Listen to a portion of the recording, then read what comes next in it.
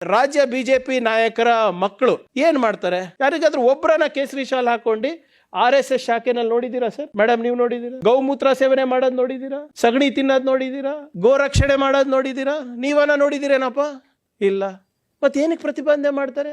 ಅವ್ರು ಯಾರೋ ಒಬ್ರು ಬಿಜೆಪಿ ಅವ್ರು ನಾನು ಕೇಳಿದ್ರು ಒಂದ್ಸರಿ, ಪ್ರಿಯಾಂಕ್ ನೀನು ಹೇಳ್ತಿಲ್ಲಪ್ಪ ಇಷ್ಟೆಲ್ಲ ಮಾಡ್ತಿಲ್ಲ, ನಿನ್ನ ಮಕ್ಳು ಏನು ಮಾಡ್ತಾರೆ? ನನ್ನ ಮಕ್ಳಿಗೆ ನಾನು ಚೆನ್ನಾಗಿ ಓದಿಸ್ತಾ ಇದ್ದೀನಪ್ಪ, ನನ್ನ ಮಕ್ಕಳಿಗೆ ನಾನು ಒಳ್ಳೆ ಯೂನಿವರ್ಸಿಟಿ ಕಳಿಸ್ಬೇಕಂತ ಇದ್ದೀನಿ, ನನ್ನ ಮಕ್ಕಳಿಗೆ ನಾನು ಸಾಧ್ಯ ಆದರೆ ಫಾರಿನಿಗೂ ಕಳ್ಬೇಕಂತ ಇದ್ದೀನಿ.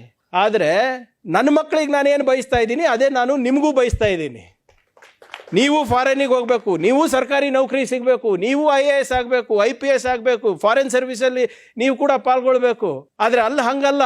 ಬಡವ್ರ ಮಕ್ಕಳು, ಶೋಷಿತರ ಮಕ್ಕಳಿಗೆ ಶಾಲ್ ಹಚ್ಚಬೇಕು, ಗೋರಕ್ಷಣೆ ಕೊಡಬೇಕು, ಅವ್ರ ಮಕ್ಕಳಿಗೆ ಫಾರಿನ್ ಕಳಿಸ್ಬೇಕು, ಬಿಸ್ನೆಸ್ ಮಾಡಬೇಕು, ಸ್ಟಾರ್ಟಪ್ಗಳು ಮಾಡಬೇಕು. ನಮ್ಮ ಮಕ್ಕಳು ಬೀದಿನಲ್ಲಿ ಧರ್ಮ ರಕ್ಷಣೆ ಗೋರಕ್ಷಣೆಗೆ ಓಡಾಡಬೇಕು. ಇದನ್ನು ನಮ್ಮ ಯುವಕರು ತಿಳ್ಕೊಂಡ್ರೆ ಸಾಕಾಗಿದೆ. ಕೊನೆಯದಾಗಿ ಮೊನ್ನೆ ಅಮಿತ್ ಶಾ ಅವರು ಒಂದು ಮಾತು ಹೇಳ್ತಾರೆ ಪಾರ್ಲಿಮೆಂಟ್ನಲ್ಲಿ. ಏನಂತ ಹೇಳ್ತಾರೆ ಅಂದರೆ, ಇತ್ತೀಚೆಗೆ ಫ್ಯಾಷನ್ ಆಗಿಬಿಟ್ಟಿದೆ ಅಂತ ಅಂಬೇಡ್ಕರ್ ಅವ್ರ ಹೆಸರು ಹೇಳೋದು. ನೀವು ಎಷ್ಟು ಸರಿ ಅಂಬೇಡ್ಕರ್ ಹೆಸರು ಜಪಿಸ್ತಾ ಇದ್ದೀರಾ ಅಷ್ಟೇ ಸರಿ ನೀವು ದೇವರ ಹೆಸರು ಜಪಿಸ್ಬಿಟ್ಟಿದ್ದಿದ್ರೆ ನಿಮ್ಗೆ ಮೋಕ್ಷ ಸಿಗ್ತಾ ಇತ್ತಲ್ಲ ಸ್ವಾಮಿ ಅಂತ on record on the floor of parliament ಹೇಳಿದೆ.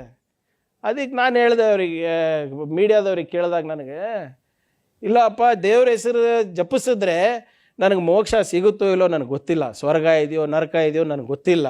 ಆದರೆ ಬಾಬಾ ಸಾಹೇಬ್ ಅಂಬೇಡ್ಕರ್ ಅವರ ಹೆಸರು ಜಪಿಸಿದ್ರೆ ಇದೇ ಭೂಲೋಕದಲ್ಲಿ ನಾನು ಜೀವಂತ ಇದ್ದಾಗ ಒಂದು ಸ್ವಾಭಿಮಾನದ ಬದುಕನ್ನು ನನಗೆ ಸಿಗುತ್ತೆ ಅಂತ.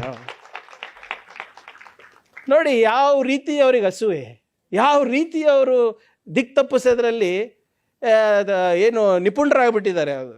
ಸೊ ಆದ್ದರಿಂದ ಈ ಧರ್ಮದ ನಶೆ ಏನು ಅವ್ರು ಕೊಡ್ತಾ ಇದ್ದಾರೆ ಅದರಲ್ಲಿ ದಯವಿಟ್ಟು ಬೀಳಕ್ಕೆ ಹೋಗ್ಬಿಡಿ. ನಮ್ಮ ಇತಿಹಾಸ ತಿಳ್ಕೊಳ್ಳೋಣ. ನಾವು ಹೇಳ್ದಂಗೆ go back home. I would suggest we go back to our roots. ನಮ್ಮ ಈಗ ಭಾಳಷ್ಟು ಜನ ಈಗ ಫ್ಯಾಷನ್ ಆಗಿಬಿಟ್ಟಿದೆ. ಈಗ ನೋಡಿದ್ರಲ್ಲ ಮಹಾರಾಷ್ಟ್ರ ಯಾವುದೋ ಒಂದು ಪಿಕ್ಚರ್ ರಿಲೀಸ್ ಆಗಿತ್ತು, ಯಾವುದೋ ಮರಾಠ ಇದ್ರದ್ದು ಚಾವ ಅದು ರಿಲೀಸ್ ಆಗಿದ್ದಕ್ಕೆ ಔರಂಗಜೇಬಿಗೆ ಕಿತ್ಕೊಂಡು ಹೋಗ್ಬೇಕು. ಅದು ಯಾವುದೋ ಸಮಾಧಿಗೆನ ನೆಲಸಮ ಮಾಡಬೇಕು ಅಂತ. ಅವ್ನು ಸತ್ತಿದ್ದು 450 ವರ್ಷ ಆಯಿತು. ಆ ಔರಂಗಜೇಬ್ ಸತ್ತ ಮೇಲೆ ಮರಾಠರು 113 ವರ್ಷ ಆಳಿದ್ರು, ಅವರೇ ಸಮಾಧಿನ ಕೆಡಲಿಕ್ಕೆ ಹೋಗಿಲ್ಲ.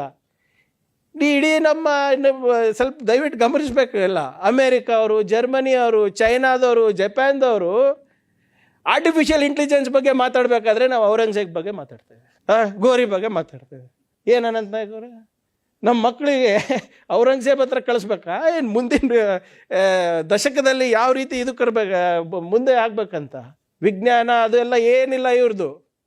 ನೀವು ಇಂಡಿಯನ್ ಸೈನ್ಸ್ ಕಾಂಗ್ರೆಸ್ಸಿನ ಇದು ತೆಗೆದು ನೋಡಿ ಪುಟಗಳು.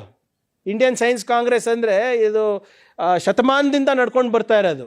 It is a confluence of the best Indian scientists. ಅವರಲ್ಲಿ ಸೇರಿಬಿಟ್ಟು ಪ್ರತಿ ವರ್ಷ ಮುಂದಿನ 3-4 ವರ್ಷ 5 ವರ್ಷ ಯಾವ ದಿಕ್ಕಿನಲ್ಲಿ ವೈಜ್ಞಾನಿಕ ಮನೋಭಾವನೆಯನ್ನು ಬೆಳೆಸಬೇಕು ಅಂತ ಇದೆ. ಶತಮಾನದಿಂದ ನಡ್ಕೊಂಡು ಬಂದಿದೆ.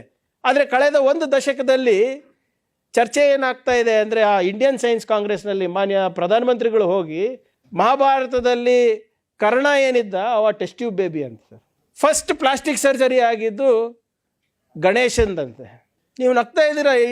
ಇದು ಯಾರಾದರೂ ಬೇರೆಯವ್ರು ಹೇಳಿದರೆ ನೀವು ನಗ್ಬೋದಾಗಿತ್ತು. ದೇಶದ ಪ್ರಧಾನಮಂತ್ರಿ ಎಲ್ಲಿ? ಇಂಡಿಯನ್ ಸೈನ್ಸ್ ಕಾಂಗ್ರೆಸ್ನಲ್ಲಿ.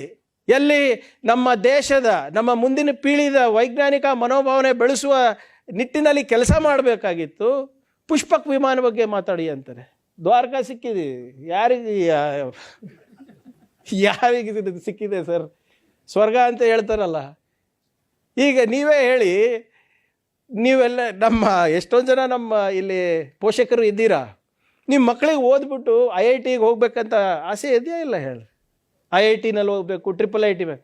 ನಿಮ್ಮ IIT ಚೆನ್ನೈ ಡೈರೆಕ್ಟರ್ ಏನು ಹೇಳ್ತಾನೆ ಅಂದರೆ, ಗೋಮೂತ್ರ ಕುಡಿದ್ರೆ ಸರ್ 15 ನಿಮಿಷದಲ್ಲಿ ಫೀವರ್ ಹೋಗುತ್ತೆ ಅಂತ. ಏನು ಹೇಳೋದಪ್ಪ ಇಂಥವರಿಗೆ? ನಮ್ಮ ಹೆಲ್ತ್ ಮಿನಿಸ್ಟರು, ಕೇಂದ್ರದ ಹೆಲ್ತ್ ಮಿನಿಸ್ಟರು ಆ ಬಾಬಾ ರಾಮದೇವ್ ಫ್ರಾಡ್ ಪಕ್ಕ ಕೂತ್ಕೊಂಡು ಕರೋನಿಲ್ಲ ಲಾಂಚ್ ಮಾಡ್ತಾನೆ. ಮತ್ತು ವ್ಯಾಕ್ಸಿನ್ ಏನಕ್ಕೆ ಬೇಕಾಗಿತ್ತಪ್ಪ? ಜಾಗ್ಟೆ ಹೊಡಿರಿ, ದೀಪ ಹಚ್ಚಿರಿ ಅಂದ್ಬಿಟ್ಟು ಇಡೀ ದೇಶಕ್ಕೆ ಮೋಡಿ ಮಾಡಿದ್ರಲ್ಲ ಸರ್. ನಮ್ಮ ಭವಿಷ್ಯ. ನೀವು ಯೋಚನೆ ಮಾಡಿ, ನಮ್ಮ ಯುವಕರು ಬಾಬಾ ಸಾಹೇಬ್ ಅಂಬೇಡ್ಕರ್ ಅವರು grooming scientific temper is the duty of the government ಅಂತ ಅದನ್ನೂ ಕೂಡ ಸಂವಿಧಾನದಲ್ಲಿ ಹಾಕ್ಬಿಟ್ಟಿದ್ದಾರೆ. ಆದರೆ ನಾವು ಮಾಡ್ತಾ ಇರೋದೇನು? ಸೊ ಅದರಿಂದ ಹೇಳಬೇಕಾದ್ರೆ ಭಾಳಷ್ಟಿದೆ. ದಯವಿಟ್ಟು ನಮ್ಮ ಯುವಕರಿಗೆ ಈ ಧರ್ಮದ ನಶೆ, ಈ ಪ್ರಚೋದನೆ ಭಾಷಣದ ಬಗ್ಗೆ ಎಲ್ಲ ಹಿಂದೆ ಹೋಗಬೇಡಿ. ನಾನು ಹೇಳ್ದಂಗೆ ನಮ್ಮ ಇತಿಹಾಸನ ತಿಳ್ಕೊಳ್ಳಿ. ಸುಮ್ಮನೆ ಇವರೆಲ್ಲ ಬಂದು ಮಂದಿರು ಮಸ್ಜಿದ್ ಅಂತ ಹೇಳ್ತಾರೆ. ನೀವು ಯಾವುದೇ ಮಸ್ಜಿದ್ ತೆಗೆದ್ರೂ ಮಂದಿರ ಸಿಗ್ತದೆ, ಯಾವುದೇ ಮಂದಿರ ತೆಗೆದ್ರೂ ನಿಮಗೆ ಅಲ್ಲಿ ಬೌದ್ಧ ಸ್ತೂಪನೋ ಜೈನ್ ಸ್ತೂಪನೋ ಸಿಗ್ತದೆ. ಅದ್ರ ಹಿಂದಿನ ಇತಿಹಾಸ ನನಗೆ ಗೊತ್ತಿಲ್ಲ. ಅದು ಕೆಡಿದ್ರೆ ಇನ್ನೇನು ಸಿಗುತ್ತೆ ಯಾರಿಗೆ ಗೊತ್ತಿದೆ, ಹೇಗೆ ಗೊತ್ತಿದೆ? ಆದ್ದರಿಂದ ನಾವು ಮುಂದೆ ನೋಡಬೇಕೇ ವಿನಃ ಹಿಂದಕ್ಕೆ ಮತ್ತೆ ಹೋಗಬಾರ್ದು. ಇವತ್ತು ಇವೆಲ್ಲನೂ ಕೂಡ ಈಗ 75 ವರ್ಷ ನಡ್ಕೊಂಡು ಬಂದಿದ್ದೀವಿ. 3000 ವರ್ಷದ ಇತಿಹಾಸ ಈ ಹಿಂದೂ ಧರ್ಮದಿದೆ. ಅವಾಗಿದ್ರಾ ಇವರೆಲ್ಲ? 3000 ವರ್ಷದಿಂದ ಇವರೇ ಇದ್ರಾ? ಇದೇ ಅಮಿತ್ ಶಾ ಇದ್ರಾ? ಇದೇ ಮೋದಿ ಇದ್ರಾ? ಇರಲಾರ್ದಾಗ ಸಡನ್ನಾಗಿ ಹಿಂದೂ ಖತ್ರೆ ಮೇ, ಅವ್ರ ಖತ್ರೆ ಮೇ ಇದ್ದಾಗ ಹಿಂದೂ ಖತ್ರೆ ಮೇ ಅಂತಾರೆ ಅಷ್ಟೇ. ಈಗ ಮೊನ್ನೆ ನೀವೆಲ್ಲ ಲಾಸ್ಟ್ ಮುಗಿಸ್ತೀರಿ.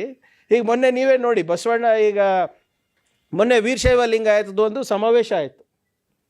ಎಲ್ಲಿ ತುಮಕೂರು ದಾವಣಗೆರೆನೋ, ಇಲ್ಲ ಈ ತುಮಕೂರು ದಾವಣಗೆರೆ, ನನಗೆ ಸರಿಯಾಗಿ ನೆನಪಿಲ್ಲ. ಅಲ್ಲಿ ಭಾಳ ಸ್ಪಷ್ಟವಾಗಿ ಒಂದು ಡಿಸಿಷನ್ ತಗೊಂಡಿದ್ದಾರೆ. ನಾವು ಬಸವಣ್ಣನವರ ಅನ್ವಯಿಗಳು ಈ ಕಾಸ್ಟ್ ಸೆನ್ಸಸ್ ಬಂದಾಗ ದಯವಿಟ್ಟು ಯಾರು ಹಿಂದೂ ಅಂತ ಬರ್ಸ್ಬೇಡಿ, ವೀರಶೈವ ಲಿಂಗಾಯತ ಅಂತ ಬರ್ಸಿ ಅಂತ ಅವ್ರು ಹೇಳ್ತಾರೆ. ಮತ್ತು ಇವಾಗ ಈ ಹಿಂದೂ ಹುಳಿಗುಳ್ಳದು ಏನಾಗುತ್ತೆ ಕತೆ? ಮತ್ತೆ ನಿಮ್ಮ ಯತ್ನಾಳವರು, ನಿಮ್ಮ ವಿಜಯೇಂದ್ರ ಅವರು, CT ರವಿ ಇವ್ರದ್ದೆಲ್ಲ ಕತೆ ಏನು ಸರ್? ಮತ್ತೀಗ ಮುಂದೆ ಅವರೇ ಹೇಳ್ತಾ ಇದ್ದಾರೆ ಹಿಂದೂಯಿಂದ ಹೊರಗೆ ಬರಬೇಕು ಅಂತ. ಇವೆಲ್ಲ ಬಿಟ್ಬಿಡಿ. ನಮಗೆ ಬೇಕಾಗಿರೋದು ಬುದ್ಧ ತತ್ವ, ಬಸವ ತತ್ವ, ಬಾಬಾ ಸಾಹೇಬ್ ಅಂಬೇಡ್ಕರ್ ಅವರ ಸಂವಿಧಾನ. ಅವರ್ ರಿಲಿಜನ್ ಇಸ್ ಕಾನ್ಸ್ಟಿಟ್ಯೂಷನ್ ಅಷ್ಟೇ.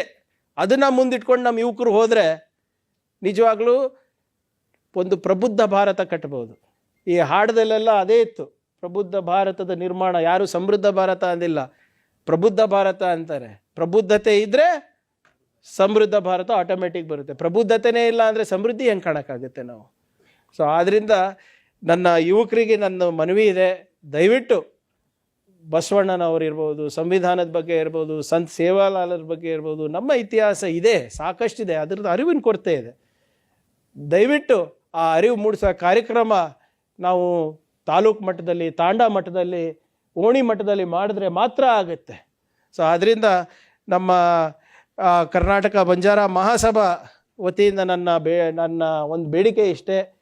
ತಾವು ದಯವಿಟ್ಟು ಏನು ನಮ್ಮ ಇತಿಹಾಸದ ಬಗ್ಗೆ ತಾಂಡದಲ್ಲೂ ತಾವು ಇದ್ರ ಬಗ್ಗೆ ಪ್ರತಿಪಾದನೆ ಮಾಡಬೇಕು. ಅದಕ್ಕೆ ಏನು ಸಹಕಾರ ಇದ್ರೂ ಕೂಡ ನಾನು ಅದಕ್ಕೆ ನಿಮ್ಮ ಬೆನ್ನೆಲುವಾಗಿ ನಿಲ್ಲಕ್ಕೆ ನಾನು ಸದಾ ಸಿದ್ಧನಾಗಿರ್ತೇನೆ ಅಂತ ಹೇಳ್ತಾ ಇದ್ದೀನಿ. ಯಾಕಂದರೆ ಸಂತ ಸೇವಾಲಾಲ್ ಅವರ ತತ್ವ ಬೇರೆ ಇದಿಲ್ಲ, ಸಂವಿಧಾನದ ಆಶಯಗಳು ಬೇರೆ ಇದಿಲ್ಲ.